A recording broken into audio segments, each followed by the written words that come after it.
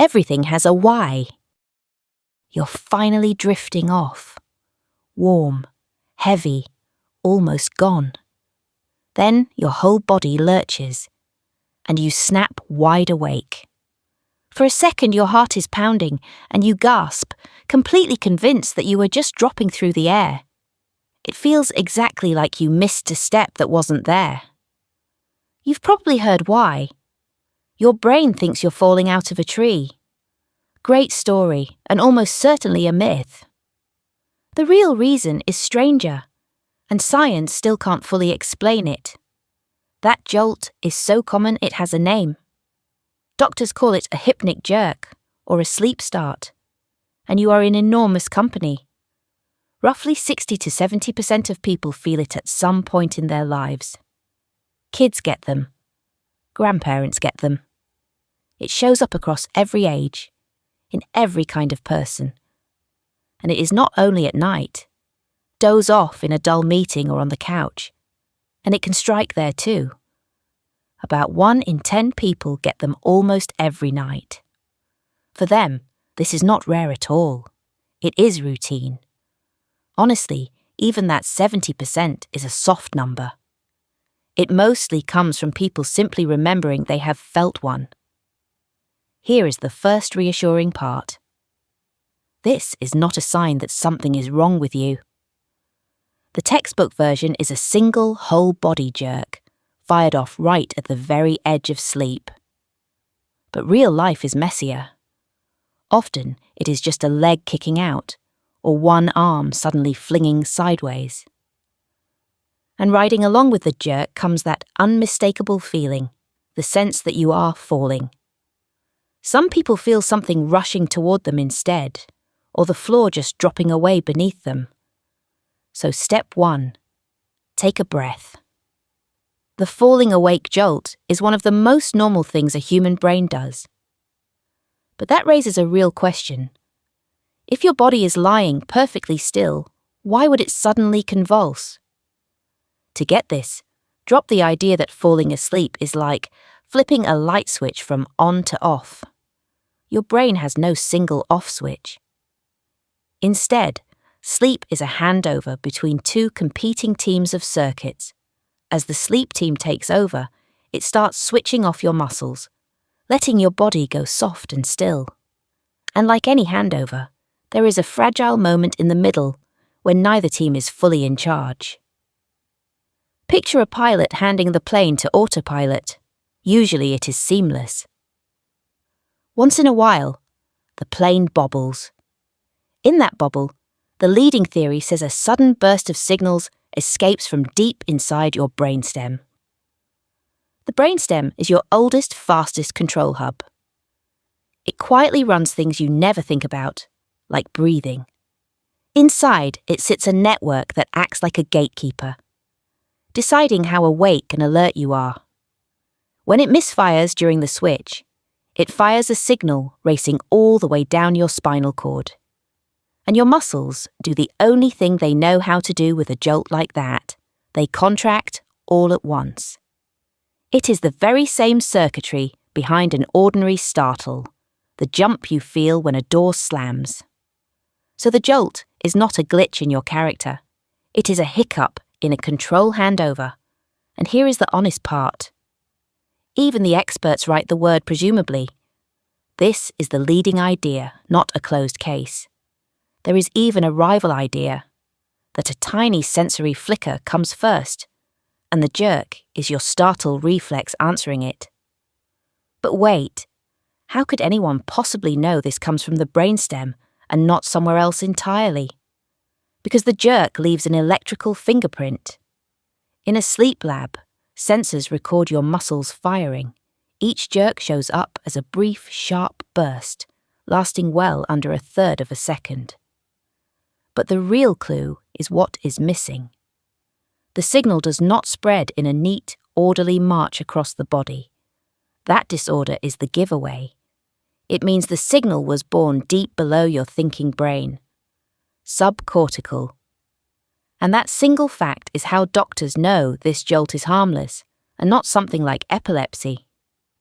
epileptic jerks start up in the wrinkled cortex and spread in a pattern. The hypnic jerk simply does not. It is also not those slow, repeating leg twitches that some people have over and over all night long. Those repeat in a rhythm, again and again. The hypnic jerk is a one-shot, right at the doorway of sleep. It is different again from restless legs. That is a daytime urge to move, one that eases when you finally do. In a rare few, the jerks come so hard and so often that they actually wreck sleep. Intensified hypnic jerks. But for almost everyone, the fingerprint is clear. A deep, brief, harmless misfire. Nothing to fear here. So that is the muscle jerk, but it still does not explain the strangest part. Why does it feel like falling? You have probably heard the famous answer. Long ago, our ancestors slept high up in the trees. As the sleeping body went limp, the story goes, an old reflex mistook that for slipping off a branch. So the brain fired the muscles to grab on, a built-in alarm against crashing down to the ground. It is a beautiful story. It is vivid. It is evolutionary. It feels true. There is just one problem. There is no real evidence for it. Scientists treat it as a guess, a hypothesis, never actually proven. It mostly spread because it is a great story. Repeated enough times, a guess starts to sound like a fact. Modern evidence points back to that brainstem misfire, not to some buried memory of falling out of trees.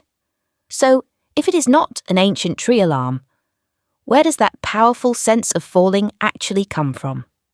The feeling lives in a twilight zone of the mind called hypnagogia, the doorway into sleep. As you cross it, your brain throws up little dream fragments. Faces, voices, floating, falling. These are not full dreams. They are loose, flickering, half-formed, and gone the very moment you notice them. For a long time, scientists assumed these were mostly things you see. It turns out they were wrong. A major review found the bodily ones, feeling a presence and the feeling of falling, are among the most common of all. So falling is not a rare glitch. It is one of the headline features of how every brain slips under. And here is the twist.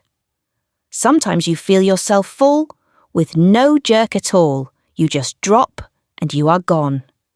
Which means the falling feeling and the muscle jerk are two separate events that often just travel together. There is even a cousin to all this. The falling dream, one of the most common dreams humans report. There are two guesses for it. The body's deep sleep paralysis, or our distant life in the trees. Both unproven.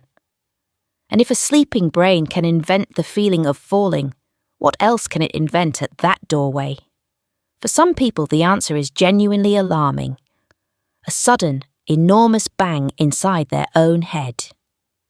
It is called exploding head syndrome, a loud crash or a flash of light right as you fall asleep. It sounds horrifying, but it is harmless. It is over in under a second, and it does not actually hurt. It is almost certainly more common than we know. It is so strange that most people never mention it.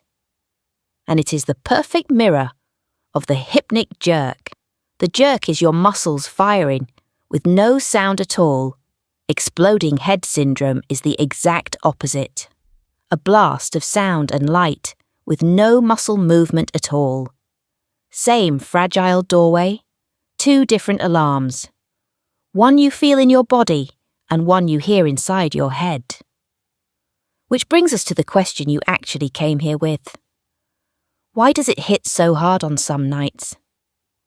The pattern underneath every trigger is simple. An over-revved brain is just easier to startle. It is the same shaky handover we just walked through, only tipped a little further off balance. Caffeine is the obvious one. That late coffee keeps your brain revved while your body tries to power down. Nicotine does the same. so do other stimulants that keep your alert system stubbornly switched on. Stress and anxiety pile on. A racing, worried mind is a brain that will not fully hand over. Then the cruel irony. Being utterly exhausted makes these jerks more likely, not less. And a hard workout too close to bedtime leaves your whole system buzzing when it should be settling. Notice the theme. Every trigger is just a way of keeping the engine running past the moment to switch off. Which is also the good news. Dial those down, and you can genuinely soften how often this happens.